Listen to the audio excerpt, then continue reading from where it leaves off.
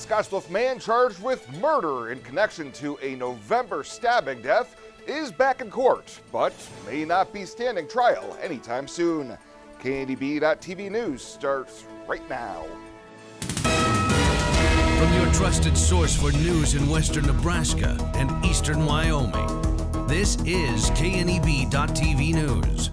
Presented by Platte Valley Companies, premier provider of financial services. Hello, I'm Ryan Murphy. This is KNEB.TV News, powered by Platte Valley Companies. Thanks for joining me.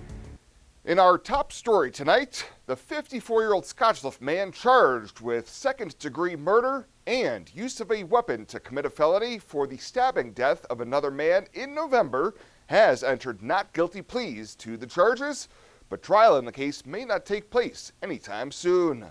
During a hearing earlier this month, Gregory Moore was found not competent to stand trial in a separate felony case stemming from a March 2020 incident in which he's accused of threatening a landlord with a pocket knife, then striking the landlord in the head with his fists when the victim fell over.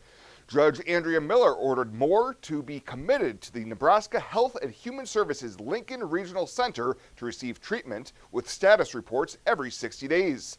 In that case, Moore is charged with felony terroristic threats and use of a deadly weapon to commit a felony. For the murder case, Moore entered his pleas and waived his district court appearance in a December 21st written filing and asked the court to hold a status hearing within 60 days. Well, this week, Dr. Kevin Richmuth, the pulmonologist at Nebraska Pulmonology Specialties of Lincoln and Nebraska Army National Guard colonel, joined the Panhandle to outline the vaccine science and dispel circulating myths.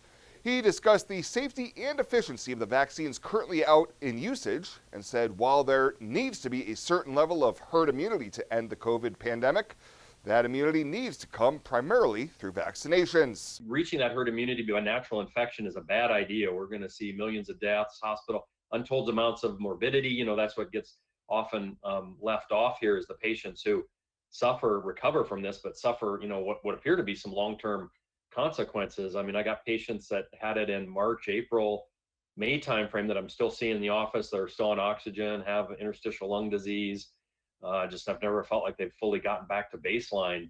Those tuning in to the virtual briefing that with thousands of vaccinations in place among healthcare workers and others, it should be reassuring to the general public when it comes to the overall safety of taking one of the vaccines. Well, coming up after the break, struggled to get out of the 30s today. Bill Boyer's in with your midweek weather forecast right after this on KNEB.TV News. At Platte Valley Bank, we realize the way people want to bank in the future may be different than it has been. As comfort levels and desires vary by person, banking may be different for some, yet not for others. We offer the best of both worlds, a traditional banking experience with our friendly tellers and an online or mobile banking option with features that you can personalize and utilize anytime, anywhere you go. So you can bank how you want, when you want, and from where you want to. Platte Valley Bank. For the past 44 years, Platte Valley Vacuum and Sewing has been serving the Wyobraska area. That's quite a long time. At Platte Valley Vac and Sew, you'll find quality sewing machines, quilting and embroidery machines, even sergers from name brands such as Pfaff and Baby Lock, both known for their well-made machinery. Keep in mind you'll receive one-on-one lessons with your machine purchase. Platte Valley Vac and Sew also offers a fine selection of 100% cotton quilting fabrics and a great selection of threads and notions to assist you in most any quilting or embroidery project you might have. For all your sewing machine quilting needs, stop by Platte Valley Vac and Sew, downtown Scottsbluff.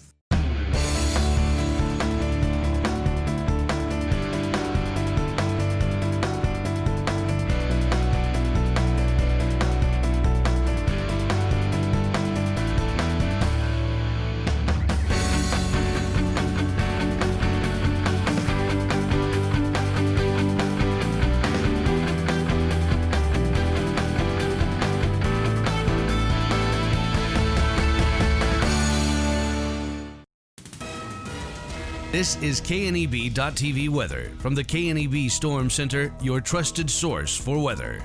Well, a lot calmer tonight than what we had last night. Clear skies across the region. Temps fall down into the teens and maybe even some single digits overnight tonight. So it's going to be cooler than what we've been the last several nights. But generally that's it. Winds are going to subside, come down. Cold overnight temps. A slow warm-up is coming, and really it's going to be a quiet time to start 2021 out there. across the region. We were down to 11 degrees yesterday after a high of 37, so about normal for this time of year. And as we look at precip, 1,300ths, we actually added more than that through the day. 3,200ths is where we were for the month. We'll probably be closer to about normal, and I think we might have even fallen below 7 inches below normal for the year. So that is good news. Here is a look at radar. Overnight, you can see the band of snow came in, and then we had another band early this morning come across the region, and then later on this afternoon, that all pushed off to the east. But again, as we had this period of time right in here, about 7, 8 o'clock at night last night through the overnight hours, that band of heavier snow set up shop, dropped several inches of snow across most of the region. And as you can see, the snow exiting off to the east of us, but we ended up with a pretty good bout of snow here for several hours across the region, enough to pile up to a few inches.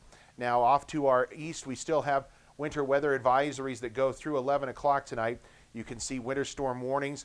This is mainly because of the combination of ice and snow.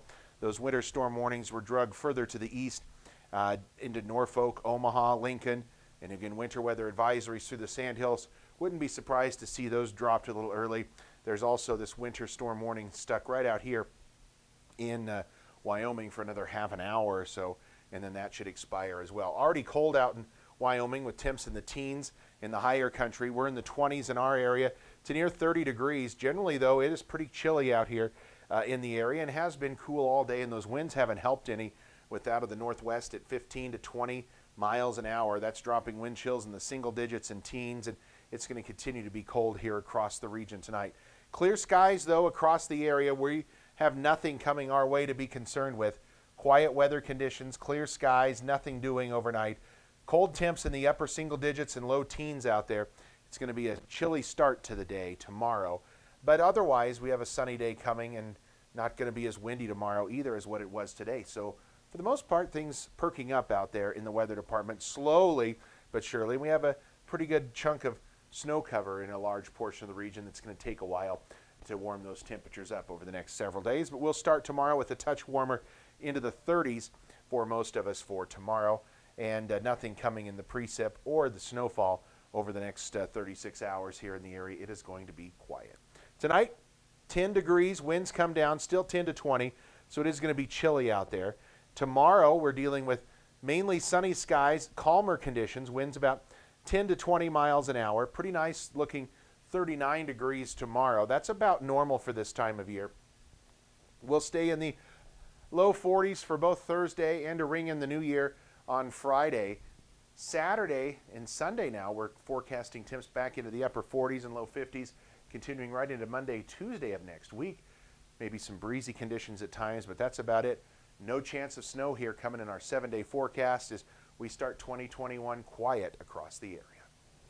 Find out what convenient really means at the Western Travel Terminal. Start with our great selection of food and drinks, from for real milkshakes and fresh brewed coffee to snacks and hot food. Next, check out our beer and spirits with their everyday low prices. Finally, let us work for you with our full-service gas station and automatic truck and car wash. All this can be found at 822 South Beltline in Scottsbluff. Western Travel Terminal, your convenient shopping, restaurant, and full-service gas leader.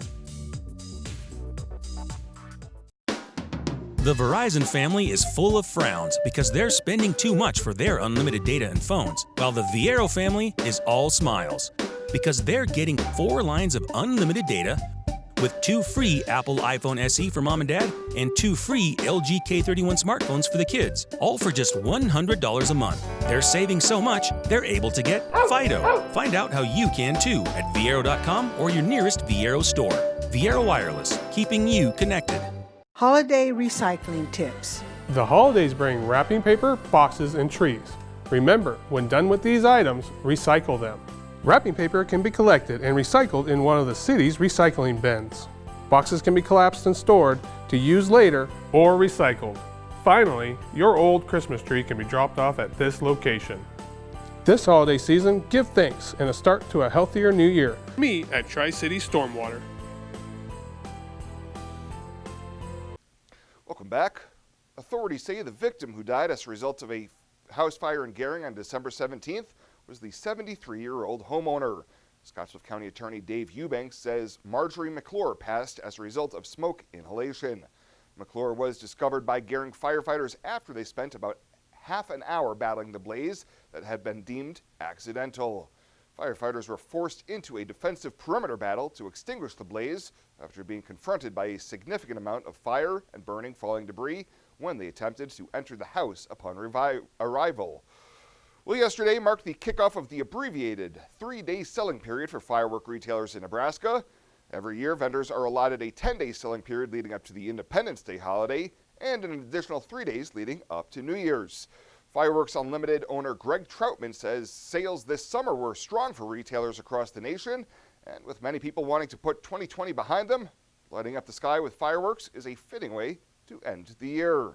I agree. I think a lot of people are ready to, quote unquote, blow up 2020 and just move on, right?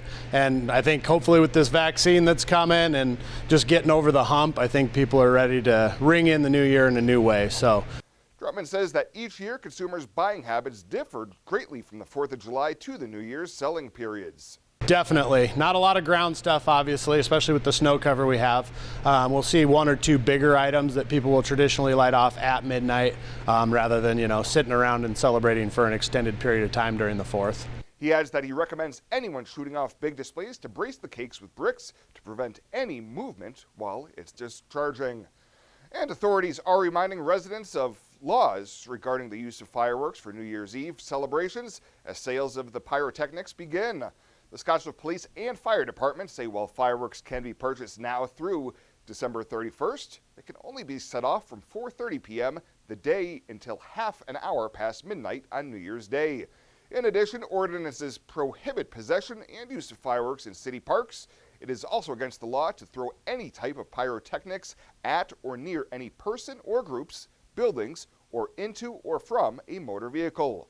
Anyone with any questions or concerns may contact the Scottsbluff Police Department at 630-6262 or the Fire Prevention Officer at 630-6227. Well, straight ahead, we'll head on over to the Panhandle Humane Society to meet their featured Pet of the Week. You'll meet Zelda right after this. Hey, I've been hanging out here a long time outside of Panhandle Auto Group, and boy, do they have a great selection of vehicles. And their sales team is great to work with, and you can also get your vehicle serviced and detailed too. Welcome to Panhandle Auto. This is Sam Serta, General Sales Manager. It's been our pleasure to serve you for the past 2 years. At Panhandle Auto, we have a seat for everybody. Whether you need a vehicle for yourself, a son, or daughter, our team will go above and beyond to satisfy your needs and even your dreams. So again, thank you from Sam Serta, General Sales Manager at Panhandle Auto, for allowing us to earn your business. At Panhandle Auto, it's time for something different. The holidays are a time to connect with family, with friends, with each other. After a busy year, the holidays are a perfect time for laughing together, playing together, talking together, and celebrating together. Spend time this holiday season connecting with the people that mean the world to you, and let us take care of the connectivity. Home buying is filled with decisions. Neighborhood, floor plan, fenced yard. Make one choice that's easy. Start with FNBO first. We'll guide you home. Home buying is filled with decisions. Square feet, fixer-upper, room to grow. Make one choice that's easy. Start with FNBO first. We'll guide you home. Welcome back. For this week's featured Pet of the Week, we meet Zelda. She's a bit of a special needs cat that is looking for a great new home.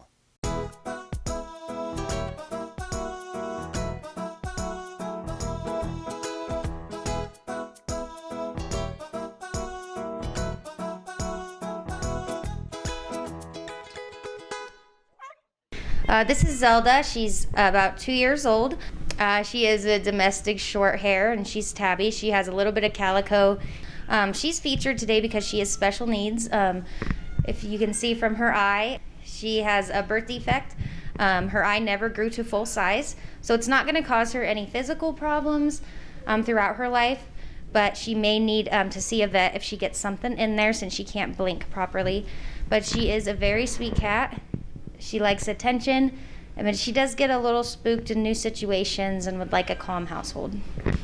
Her adoption fee is $50, and that includes that she is fixed, up to date on vaccines. You get a free exam to the vet, and she's microchipped. To meet Zelda or any of the cats and dogs they have available for adoption, you can head on over to the Panhandle Humane Society daily. Plus, whoever adopts Zelda will also receive a $25 Murdoch's gift card to start spoiling her right away. Coming up after the break, we'll take a look at what's happening on your midweek community calendar. KNEB.TV News will be back right after this. Small business, you're the engine that makes our communities thrive. That's why we're with you, providing more for you, so you can focus on what matters most.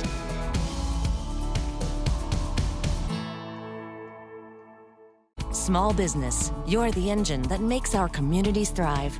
That's why we're with you, providing more for you, so you can earn more, save more, and do more.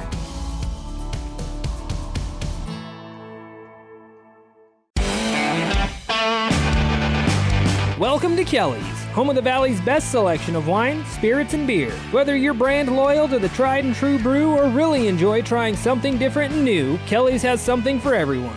Family owned and operated and right on your way on West 27th Street in Scottsbluff. Kelly's Liquor. If you can't find it at Kelly's, it's not worth drinking.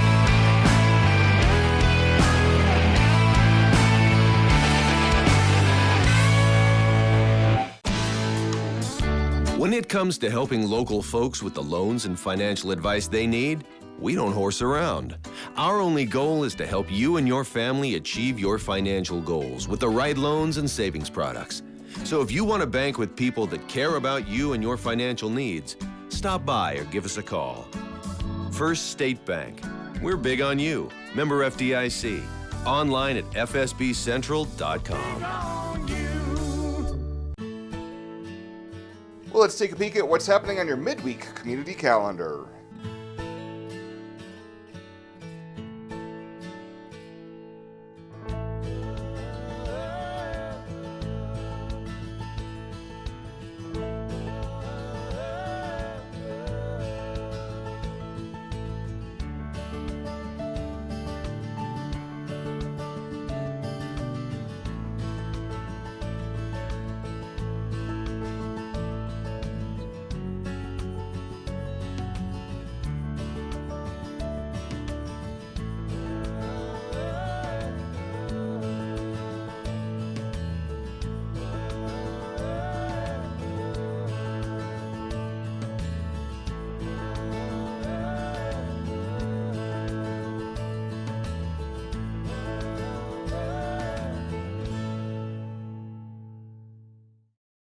That's a look at today's community calendar, brought to you by First State Bank, honoring those who give back. Nominate your community champion at fsbcentral.com. Hi, I'm Michelle Perkins of Remax Regency. After branching out, I've returned home to my roots, to the land from which I came and my family has held for 5 generations. Michelle truly understands what home means and treats you like family as she guides you through the buying and selling process, bringing the latest pricing tools that are not currently being used in this area to sell your home at the highest price in the least amount of time, and to ensure that you do not overpay when buying. So just give me a call, kick back, Remax, and settle down. At Platte Valley Investment Center, we believe in personalized planning for your financial goals. As your retirement income partners, our concern for your success, combined with resources from Raymond James, can help you make confident decisions for your financial future. Our team of financial advisors will help you make your money work just as hard as you did to earn it. After all, our goal is to help you reach your financial goals. Call me, Jody Rosiska, or Kevin Fig, Financial Advisors, to set up your free, no-obligation pre-retirement review. And finally tonight, while the virus pandemic did have an impact on attendance at the Riverside Discovery Center, grants and direct donations have set the organization on solid footing heading into the new year.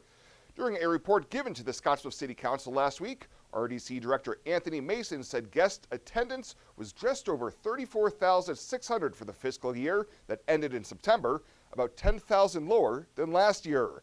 Mason attributed the drop to the RDC closure for 2 months early in the pandemic, plus changes in programs and special events over the months. However, he said the numbers have improved a bit over the last few months. We're a little bit ahead of last, this same time frame last year. I think people are, coming out of their shells a little bit. But we've been able to do a lot of things, like, we require masks when people enter, and then when they can't socially distance, but the zoo is open and spacious enough that people are able to walk around the zoo with their, their masks lowered when they're in their bubble. RDC President Katie Gompert said that on paper, the zoo showed a loss of about $13,000 at the end of the fiscal year. However, donations and grants helped fill the shortfall, and then some. The zoo received $20,000 in direct support, as well as CARES Act grants of $50,000 from the state to counter the impact of the pandemic on operations. Well, that does it for us this time. Thank you so much for tuning in. Stay safe out there. I'll see you here next time.